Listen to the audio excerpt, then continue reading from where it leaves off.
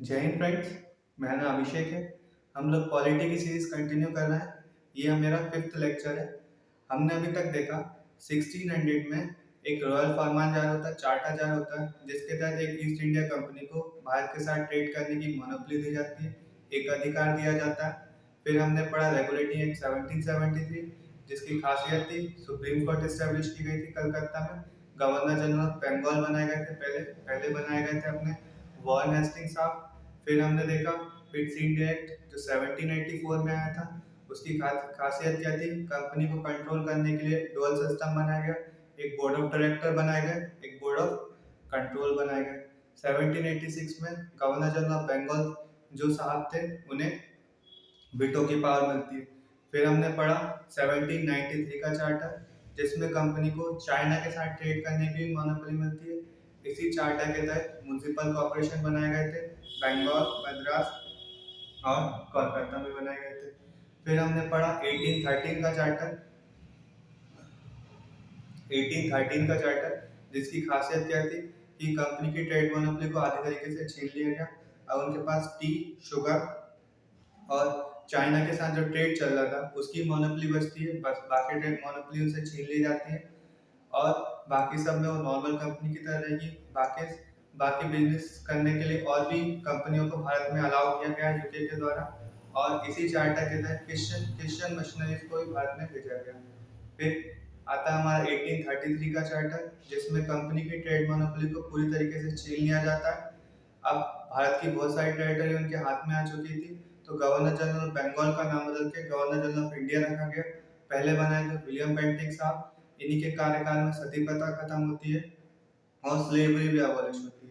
उसके बाद हमने पढ़ा 1853 का चार्टर, जिसमें हमने देखा 1853 का चार्टर जिसमें हमने देखा लॉर्ड मैकॉले की रिपोर्ट के हिसाब से, जो लॉर्ड मैकॉले थे, लॉ मेंबर बने हुए थे, उनकी रिपोर्ट के हिसाब से ओपन कॉम्पिटिटिव एग्जामिनेशन करना चालू करा। ये जो लॉ मेंबर थे इन्हें परमानेंट कर दिया गया और एग्जीक्यूटिव लेजिस्लेटिव काउंसिल की जो साइज था उसे बढ़ा दिया गया। फिर हमने देखा 1857 की रिवोल्ट होती है, जिसके बाद जो कंपनी है उसकी पावर पूरी क्राउन को ट्रांसफर कर दी गई थी 1858 के चार्टर में। हुआ क्या था 1858 के जो चार्टर में थे ना, उसमें सीधी सीधी बात ये थी, आज तक जो भी भारत में गलत हुआ वो कंपनी ने करा। भारत में जो भी गलत हो रहा वो कंपनी कर रही है। यूके के लोग बहुत अच्छे हैं, वो इन सब चीज़ों में विश्वास नहीं रखते। और फिर लीपापोती चालू कर दी उन्होंने, सारे के सारे नाम बदल दिए। कैसे बदले? Board of director, board of control को खत्म करा और इनकी जगह पे सेक्रेटरी ऑफ स्टेट बनाए गए। पहले बनाए गए थे स्टैनली साहब। फिर गवर्नर जनरल ऑफ इंडिया जो थे, इनका नाम बदल के वायसरॉय कर दिया गया और लॉर्ड कैनिंग को बनाया। दोनों के दोनों पहले भी सेम थे। स्टैनली साहब पहले चेयरमैन हुआ करते थे बोर्ड ऑफ डायरेक्टर के, और कैनिंग साहब पहले गवर्नर जनरल ऑफ इंडिया हुआ करते थे। केवल इन दोनों के नाम चेंज कर दिए गए। सारी की सारी जो पावर थी वो क्राउन ने अपने हाथ में ले ली, सारी की सारी प्रॉपर्टी क्राउन ने अपने हाथ में ट्रांसफर करवा ली। उसके बाद से अब सीधे सीधे क्राउन का डायरेक्ट राज चालू होता है भारत में। फिर 1861 का चार्टर आया। 1861 का चार्टर के बाद 1856 का चार्टर नहीं आया। अब चार्टर आना बंद हो गया, इंडियन काउंसिल एक्ट आया 1861 का।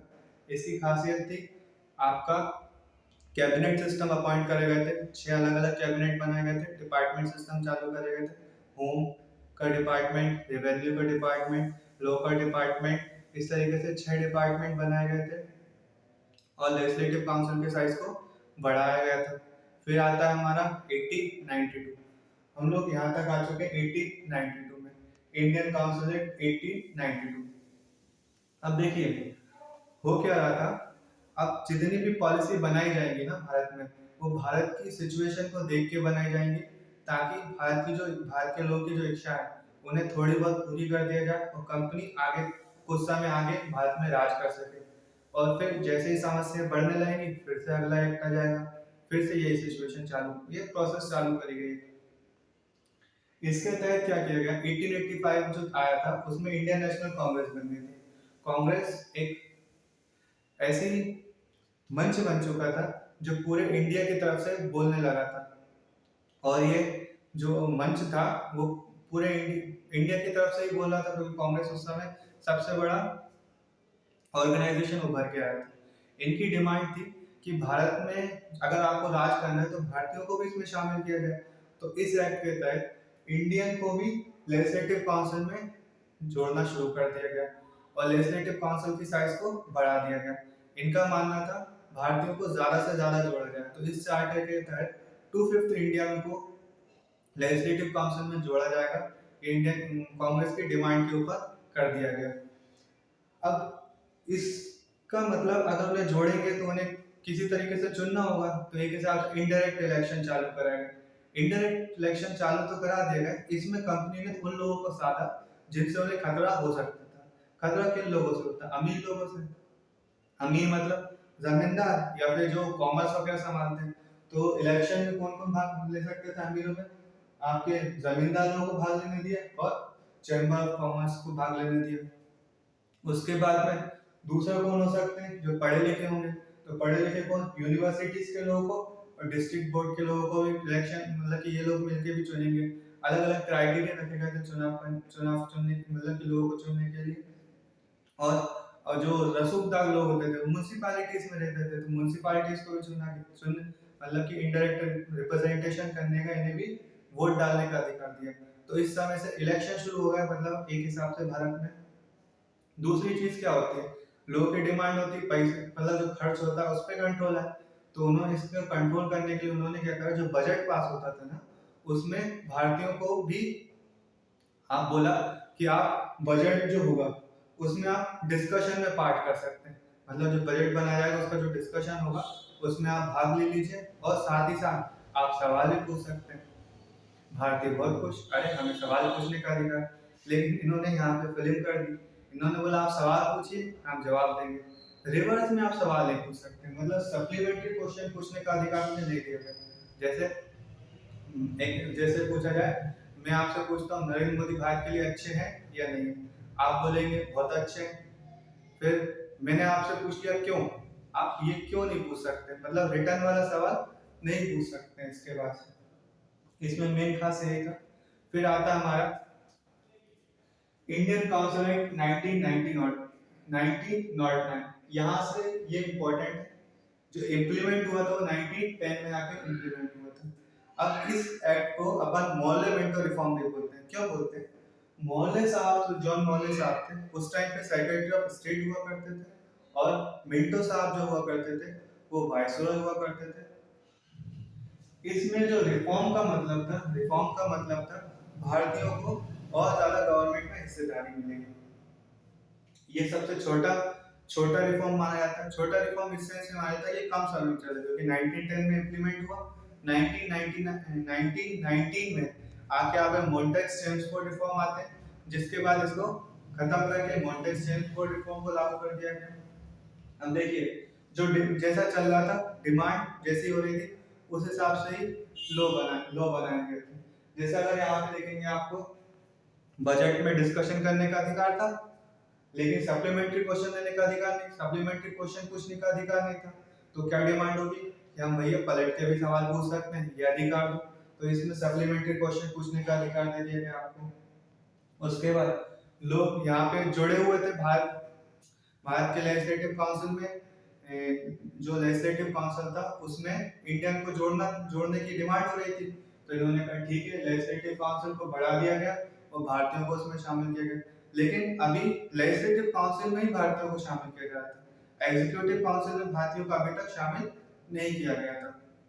इस एक्ट के तहत पहली बार क्या हुआ था, गवर्नर जनरल की जो एग्जीक्यूटिव काउंसिल थी उसमें एक भारतीय को जोड़ा गया था, जिनका नाम था सत्येंद्र सिन्हा। इसी तरह सेक्रेटरी ऑफ स्टेट की भी काउंसिल हुआ करती थी। सेक्रेटरी ऑफ स्टेट जो लंदन में बैठते थे उनकी भी काउंसिल होती थी। उनके काउंसिल में भी इस बार 2 भारतीयों को जोड़ा गया। एक दोनों कम्युनिटी से जोड़ा गया उस टाइम के में, जैसे कि एक एस के गुप्ता साहब को जोड़ा गया था, दूसरे जोड़े गए थे अपने सैयद हुसैन बिरगामी साहब के साथ जोड़ा गया था। चुनाव चालू हो चुके थे। सेंट्रल लेवल पे जो लेजिस्लेटिव काउंसिल उसको बढ़ा दिया गया, 68 मेंबर रखे गए।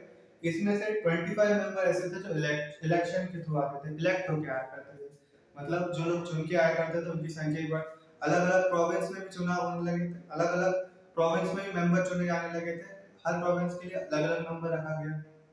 उसके बाद में यहाँ पे आते आते जैसे कि आपने पढ़ लिया था, जो अपने जो सप्लीमेंट्री क्वेश्चन पूछने का अधिकार दे ही दिया गया था, ये रिफॉर्म मेनली जिस चीज के लिए याद रखा जाता है ना, वो इस वजह से ये जो एक्ट आया था मेनली जिस चीज के लिए याद रखा जाता है, जो क्वेश्चन भी बन के आता है, ये सेपरेट इलेक्टेड प्रोवाइड करे गए थे मुस्लिम के लिए सेंट्रल प्रोविंस में। सेंट्रल प्रोविंस जो हुआ करती थी जो पूरे इंडिया के लिए बनती थी, उसमें मुस्लिमों के लिए अलग से सेपरेट इलेक्टोरल सीट रखी गई थी। क्या मुस्लिमों का क्या मानना था कि जो भारत है उसमें मेजर लोग मेजॉरिटी में कौन रहते हैं, हिंदू मेजॉरिटी में रहते हैं। अगर हम इलेक्शन के थ्रू लड़ेंगे तो दिक्कत क्या होगी, हम लोग कभी इलेक्शन के थ्रू जीत नहीं पाएंगे, ये मुस्लिमों की सोच हो चुकी थी। उसको ध्यान में रखते हुए सेपरेट इलेक्टोरेट दिएगा। देखिए कारण क्या था, 1857 की जब रिवॉल्ट हुई थी, हिंदू मुस्लिम दोनों मिलकर लड़े थे, हिंदुओं ने बहादुर शाह जफर को अपना लीडर एक्सेप्ट भी कर लिया था। अंग्रेजों को समझ आ गया था कि हिंदू मुस्लिम की जो यूनिटी से तोड़ना पड़ेगा कहीं ना कहीं से, नहीं तो बहुत दिक्कत होगी आगे चल के।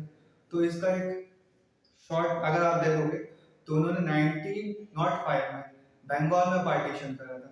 बंगाल में पार्टीशन में देखा उन्होंने कि 1906 में मुस्लिम लीग का फॉर्मेशन हो गया। उन्हें समझ में आ गया इस अगर हिंदू मुस्लिमों को लड़ाया जाए और कुछ इस तरीके से लड़ाया जाए कि उन्हें समझ भी ना आए, तो उन्हें बहुत फायदा होगा।